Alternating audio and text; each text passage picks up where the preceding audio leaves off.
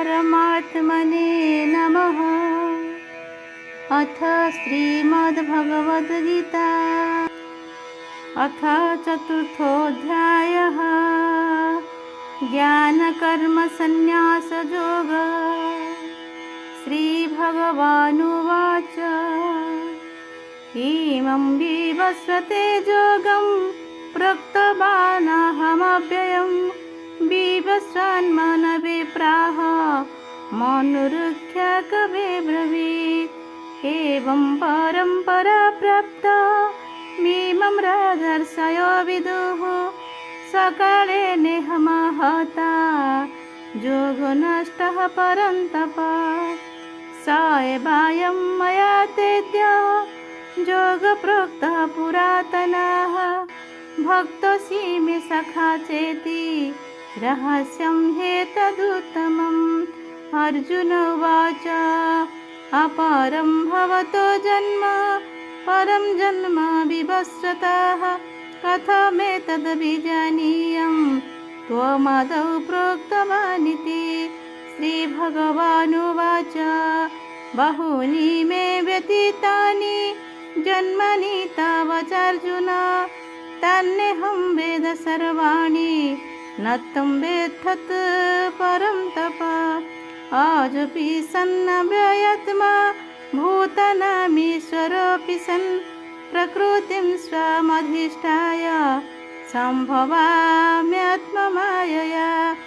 यदा यदा हि धर्मस्य ग्लानिर्भवति भारत अभ्युत्थानमधर्मस्य तदात्मानं सृजाम्यहम्। परित्राणाय साधूनां विनाशाय च दुष्कृतं धर्मसंस्थापनार्थाय सम्भवामि जुगे जुगे। जन्म कर्म च मे दिव्यमेवं यो वेत्ति तत्त्वतः त्यक्तदेहं पुनर्जन्म नैति मामेति सोऽर्जुन। वीतरागभयक्रोध मन्मया मामुपाश्रिताः बहवो ज्ञानतपसा भूतमद्भावमागताः। ये यथा मां प्रपद्यन्ते तं तथैव भजाम्यहं। मम वर्त्मानुवर्तन्ते मनुष्या पार्थ सर्वशः काङ्क्षन्तः कर्मणं सिद्धिं यजन्तः इह देवताः। क्षिप्रं हि मानुषे लोके सिद्धिर्भवति कर्मजा। चातुर्वर्ण्यं मया सृष्टं गुणकर्म विभागशः तस्य कर्तारमपीमं विद्यकर्तारमव्ययम्। न मम कर्माणि लिप्यन्ति न मे कर्मफले स्पृहा इति मम योऽभिजानाति कर्मभिर्न स बध्यते। एवं ज्ञात्वा कृतं कर्म पूर्वैरपि मुमुक्षुभिः कुरु कर्मैव तस्मात् पूर्वै पूर्वतरं कृतं। किं कर्म किमकर्मेति कवयोऽप्यत्र मोहिताः तते कर्म प्रवक्ष्यामि यज्ञन्ता मोक्ष्यसे शुभात्। कर्मण्यो ह्यपि बोद्धव्यं च विकर्मणः अकर्मणश्च बोद्धव्यं गहना कर्मणो गतिः। कर्मण्य कर्मज पश्येद् कर्माणि च कर्मज स बुद्धिमान् मनुष्येषु सयुक्तः कृत्स्नं कर्मकृत्। यस्य सर्वे समारम्भा कामसङ्कल्पवर्जिताः ज्ञानाग्निदग्धकर्माणं तमाहुः पण्डितं बुधाः। त्यक्तकर्मफलासङ्गं नित्यतृप्तनिराश्रयाः कर्मण्यभिप्रवृत्तोऽपि नैव किञ्चित् करोति सः। निराशीर्यत चित्तात्मा त्यक्तसर्वपरिग्रहः शरीरं केवलं कर्म कुर्वन्नाप्नोति किल्बिषम्। यदृच्छालाभसन्तुष्टो द्वन्द्वातीतविमश्चरः समसिद्धवसिद्धौ च वृत्तापि न निबध्यते। गतसङ्गस्य मुक्तस्य ज्ञानावस्थितचेतसः यज्ञया चरतः कर्म समग्रं प्रविलीयते। ब्रह्मार्पणं ब्रह्महवि ब्रह्मगौ ब्रह्मणाहुतं ब्रह्मैवातेन गन्तव्यं ब्रह्मकर्म समाधिना। दैवमेव परे यज्ञं योगिनो पर्युपासते ब्रह्मज्ञाव परे यज्ञं यज्ञनैव पजुह्यति। श्रोत्रादीनिन्द्रियाण्यग्ने संयमाग्निषु जुह्यति शब्दादीन् विषयान्यन्य इन्द्रियाग्निषु जुह्यति। सर्वाणि इन्द्रियकर्माणि प्राणकर्माणि च परे आत्मसंयमयोगाग्नौ जुह्यति ज्ञानदीपिते। द्रव्ययज्ञस्तपोयज्ञ योगयज्ञस्तथा परे स्वाध्यायज्ञानयज्ञश्च जतया संसितव्रताः।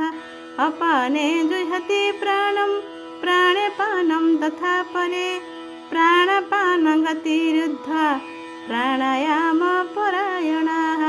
अपरे नियताहारः प्राणन् प्राणेषु जुह्यति सर्वे प्रतियज्ञविदो यज्ञक्षपितकल्मषाः।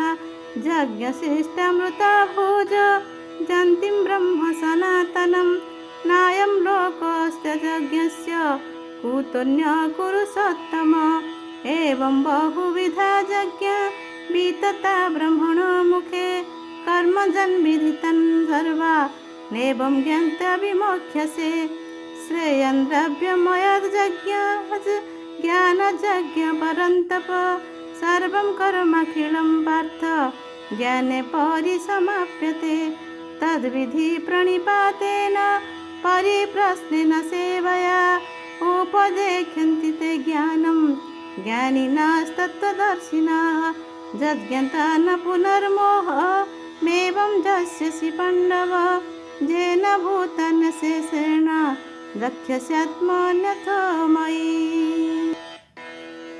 अपि चेदसि पापेभ्यो सर्वेभ्यो पापकृत्तमः सर्वं ज्ञानप्लवेनैव रुजिनं सन्तरिष्यसि। यथैधांसि समिधोऽग्निर्भस्मसात् कुरुतेऽर्जुन ज्ञानाग्निः सर्वकर्माणि भस्मसात् कुरुते तथा। न हि ज्ञानेन सदृशं पवित्रमिह विद्यते तत्स्वयं योगसंसिद्धः कालेनात्मनि विन्दति। श्रद्धावान् लभते ज्ञानं तत्परः संयतेन्द्रियः ज्ञानं लब्ध्वा परं शान्ति मचिरेणाधिगच्छति। अज्ञस्य श्रद्धावानश्च संशयात्मा विनश्यति नायं लोकस्ति न परो न सुखं संशयात्मनः। योगसन्न्यस्तकर्माणं ज्ञानसञ्छिन्न संशयम् आत्मवन्तं न कर्माणि निबध्नन्ति धनञ्जय। तस्मादज्ञानसम्भूतं हृत्स्थं ज्ञानशीनात्मनः चितेनं संशयं योग मा तिष्ठोत्तिष्ठ भारत। ॐ तत्सदित्। श्रीमद्भगवद्गीता उपनिषत्सु ब्रह्मविद्यायां योगशास्त्रे श्रीकृष्णार्जुनसंवादे ज्ञानकर्मसन्न्यासयोगो नाम चतुर्थोऽध्यायः। हरि ओं तत्सत्।